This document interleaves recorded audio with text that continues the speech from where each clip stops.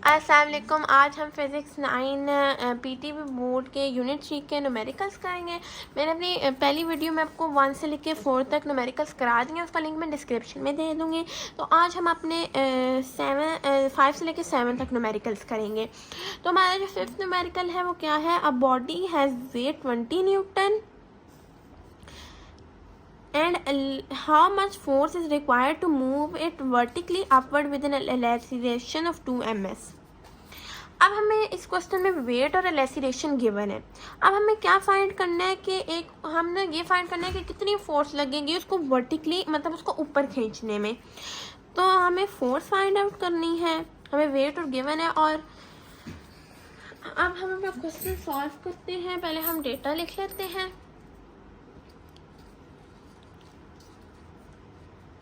हमें wait given है 20 newton, acceleration 2 ms minus square. Force हमने फाइंड करनी है और यहाँ पे हमें ग्रेविटी भी गिवन, हम यहाँ पे ग्रेविटी भी लेंगे। ग्रेविटी का जो कांस्टेंट आएगा वही आएगा, तो ग्रेविटी का कांस्टेंट है 10। अब हम अपने सोल्यूशन की तरफ चलते हैं। तो हमें इस न्यूमेरिकल में फोर्स फाइंड करनी है, पर हमारे पास सिर्फ एलेसिरेशन गिवन है, लेकिन फोर्स फाइंड करने के लिए हमारे पास एलेसिरेशन और मास दोनों। तो पहले हम मास फाइंड करेंगे और फिर हम फोर्स फाइंड करेंगे। तो मास फाइंड करने के लिए वेट का सिंपल फार्मूला यूज़ करेंगे। वेट की जगह 20 आएगा, m हमारा ऐसे ही रहेगा और ग्रेविटी की जगह 10 आएगा। अब ये जो 10 है ये यहाँ पर हम 10 लेफ्ट हैंड साइड पे चले जाएगा, तो यहाँ पे मल्टीप्लाई है तो वहाँ जाके डिवाइड हो जाएगा, हमारा m s सही रहेगा। अब जब 20 और 10 को डिवाइड करेंगे हमारे पास आंसर रहेगा 2 kg। अब जो kg है हम उसको ग्राम में कन्वर्ट करेंगे, तो 2 मल्टीप्लाई बाय 10 करेंगे तो हमारे पास 20 ग्राम आंसर आएगा। ठीक है। अब हम अपनी फोर्स फाइंड करेंगे। फोर्स फाइंड करने के लिए हम kg वाला अपना मास यूज़ करेंगे, जो हमारा ये आंसर आया है। हम कन्वर्टेड वाला नहीं, हम अपना kg वाला यूज़ करेंगे। 2 इंटू सॉरी हमारे पास एलेसिरेशन भी 2 है, तो हमारे पास जो फोर्स आएगी वो 4 आएगी। अब हमारे पास मास भी आ गया और फोर्स भी आ गई। तो अब हम क्या करेंगे, हम अब क्या करेंगे कि हम अपनी जो 20 हमारा kg वाला होगा उसको हम 4 के साथ प्लस करेंगे, तो हमारे पास आंसर 24 आएगा। तो हमारा जो आंसर है, हमारी जो फोर्स है वो 24 होगी। अब हम अपने सेकंड न्यूमेरिकल की तरफ चलते हैं, न्यूमेरिकल 3.6। तो हमारे न्यूमेरिकल 3.6 का है 2 masses 52 kg and 48 kg are attached to the ends of a string that passes over a frictionless pulley. Find the tension in the string and acceleration in the body when the both masses are moving vertically। अब ये जो हमारा numerical है इसमें क्या है कि हमारे पास 2 masses हैं and one is passing over frictionless pulley while other is moving vertically। तो अब हमें इसके एलेसिरेशन और टेंशन फाइंड करनी है। अब इस क्वेश्चन में ये एक पुली है और ये मास है एक, ये इस तरह के साथ लटक रहा है और जो दूसरा मास्क है वो एक जगह पर है रखा है और ये जो पुली है ये फ्रिक्शनलेस है। तो अब इस न्यूमेरिकल में जो हमारा फॉर्मूला है एलेसिरेशन एंड टेंशन और फ्रिक्शनलेस पुली, हम वो यूज़ करेंगे। तो हमारे वो फॉर्मूला क्या है, हमारा जो फॉर्मूला है हमारा इसके लिए हमारा एलेसिरेशन का फॉर्मूला है m1 minus m2 by m1 plus m2 into acceleration, ये हमारा इंटू ग्रेविटी, ये हमारा एलेसिरेशन का फॉर्मूला है फ्रिक्शनलेस पुली वाला। और अब हम अपनी टेंशन का भी लिखते हैं। तो हमारी जो टेंशन का है वो है 2m1 into m2 by m1 plus m2 into gravity. ये हमारा एलेसिरेशन टेंशन का फॉर्मूला है of a frictionless pulley, two masses over frictionless pulley. तो अब हम अपना क्वेश्चन सॉल्व करना स्टार्ट करते हैं। पहले हम अपने क्वेश्चन का डेटा लिख लेंगे।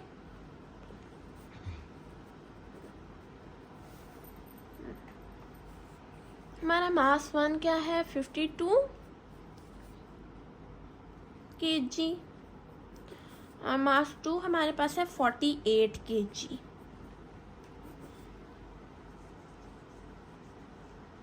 हमारे पास जो ग्रेविटी होगी वो कांस्टेंट 10 होगी और हमने टेंशन और एलेसिरेशन फाइंड करनी है। आप टेंशन और एलेसिरेशन में आपका जो दिल करे आप पहले सॉल्व कर सकते हैं। अगर आपने एलेसिरेशन पहले सॉल्व करनी है तो वो कर लें, टेंशन करनी है तो वो कर लें। पहले मैं पहले एलेसिरेशन सॉल्व करूँगी। Acceleration equals to m1 minus m2 by m1 plus m2 into gravity. So हमारा m1 है 52 minus 48, 52 plus 48 into 10। Acceleration equals to, अब हम क्या करेंगे कि हम इस 52 को पहले 48 से माइनस करेंगे, फिर उसको प्लस करेंगे। 52 माइनस 48, सॉरी 52 माइनस 48, हमारा आंसर आएगा 4। अब हम इन दोनों को प्लस करेंगे तो हमारा आंसर आएगा 100। अब हमारे पास 4/100 आ गया। जब इनको प्लस माइनस किया 10 हमारा ऐसे ही रहेगा। तो अब हम क्या करेंगे, हम इनको सॉल्व करेंगे। 4/100 को 4/100, तो हमारे पास जो आंसर आएगा वो आएगा 0.04 और हम उसको 10 से मल्टीप्लाई करेंगे। जब हम 0.04 को 10 के साथ मल्टीप्लाई करेंगे तो हमारे पास आंसर आएगा 0.4। तो हमारी एलेसिरेशन क्या है वो है 0.4। ये हमारी एलेसिरेशन आ गई। अब हम अपनी टेंशन फाइंड करेंगे।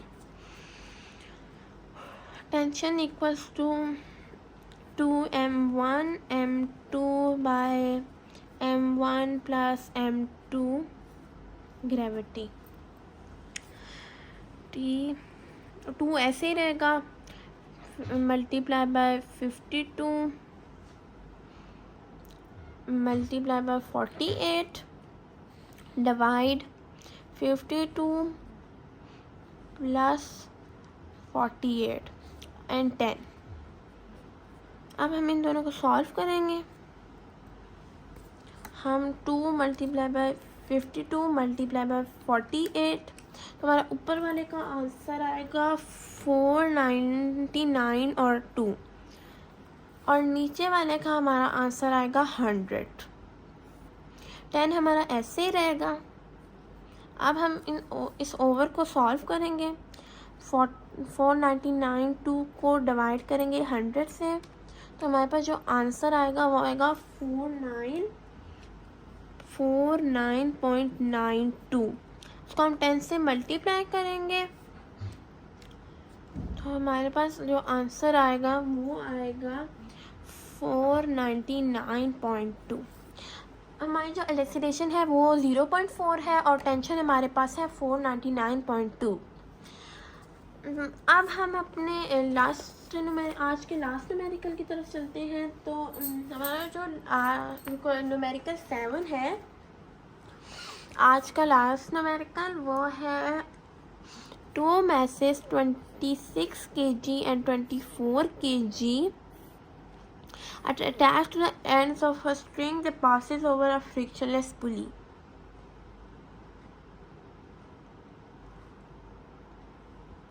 A अच्छा, तो हमने पिछले में कहा न्यूमेरिकल में गलती कर दी है। ये जो दोनों टेंशन और एक्सीलरेशन के फार्मूले हैं ये फ्रिक्शनलेस पुली वाले नहीं हैं। ये formulas two body is moving vertically वाले हैं। टू जो हमारा ये देखें, both the masses are moving vertically, ये वर्टिकली मूविंग मासेस वाले हैं। अब जो हम अपना नेक्स्ट क्वेश्चन करेंगे उसमें जो न्यूमेरिकल 3.7 में हमारे पास फ्रिक्शनलेस पुली वाला क्वेश्चन होगा। तो वो हमारा क्या है, the two masses 26 and 24 attached to the ends of the string, the power passes over a frictionless pulley, 26 is lying on smooth table and 26 is moving vertically downward, find the tension and acceleration। अब ये हमारे पास given है कि जो 24 मास है वो table के ऊपर लाई कर रहा है स्मूथ टेबल पे, और जो सॉरी ये 26 वाला, और जो 24 वाला है वो वर्टिकली डाउनवर्ड मूव कर रहा है। तो अब हम अपने क्वेश्चन की तरफ चलते हैं। मैं पहले आपको फ्रिक्शनलेस पुली वाले की फार्मूलाज लिख के दिखा देती हूँ। उसका जो हमारे पास फार्मूला है वो है, टेंशन का फार्मूला है m1 into m2 by m1 plus m2 और इंटू ग्रेविटी। ये टेंशन का फार्मूला है फ्रिक्शनलेस पुली 1। ये मैं लिख देती हूँ यहाँ पे।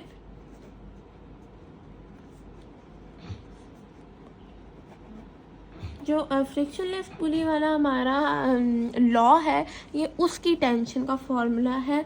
और अब हम इसकी एक्सीलरेशन का भी यहाँ पे लिख देती हूँ, m1 bye m1 plus m2 gravity constant. तो ये फ्रिक्शनलेस पुली वाले की टाइम और टेंशन और एक्सीलरेशन है। और जो पहले हमने न्यूमेरिकल किया था ये two masses moving vertically downwards, उसका फॉर्मूला है। मैंने ऊपर लिख दिया। तो अब हम अपने न्यूमेरिकल 3.7 की तरफ चलते हैं। पहले हम उसका डेटा लिख लेते हैं। हमारा मास 126 kg and mass 2 close to 24 kg।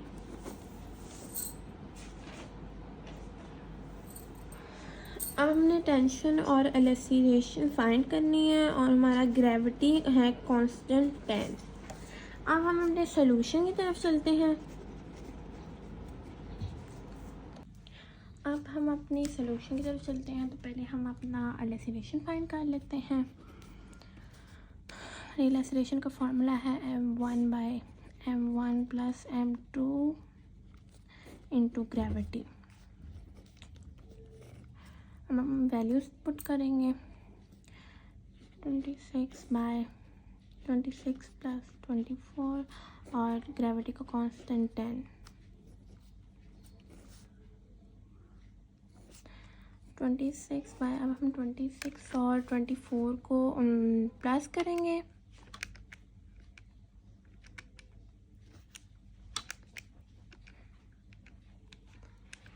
तो हमारा जो आंसर आएगा वो आएगा 50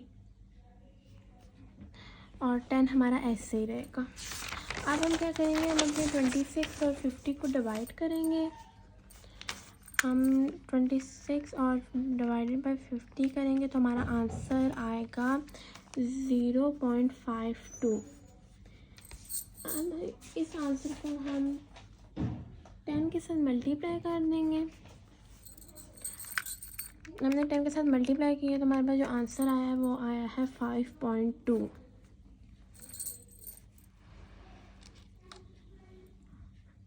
हमने अपने जो हमारा आंसर आया था 26 बाय 50 से हमने उसको 10 के साथ मल्टीप्लाई किया है तो हमारे पास जो आंसर आया है वो है 5.2।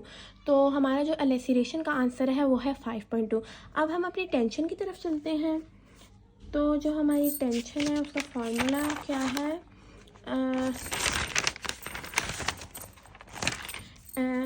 m1 multiply by m2 by m1 plus m2 और ग्रेविटी कांस्टेंट ऐसे ही रहेगा।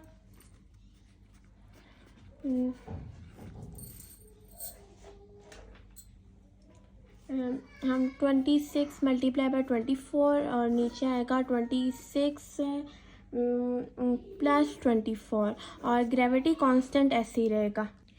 तो अब हम क्या करेंगे, हम 26 को 24 से डिवाइड करेंगे। 26 मल्टीप्लाई बाय 24 तो हमारा आंसर आएगा 624। फिर हम 26 को प्लस करेंगे 24 से तो हमारा आंसर आएगा 50। 10 ऐसे ही रहेगा। अब हम इन दोनों को डिवाइड करेंगे। 624 डिवाइडेड बाय 50 तो हमारा आंसर आएगा 12.48। इसको हम मल्टीप्लाई बाय 10 करेंगे। मल्टीप्लाई बाय 10 किया तो हमारा आंसर आ रहा है 124.8। ये हमारी टेंशन होगी। मैं आपको अपने सारे के न्यूमेरिकल्स का एक बार दोबारा रिव्यू ले देती हूँ, आपको एक बार समझा देती हूँ।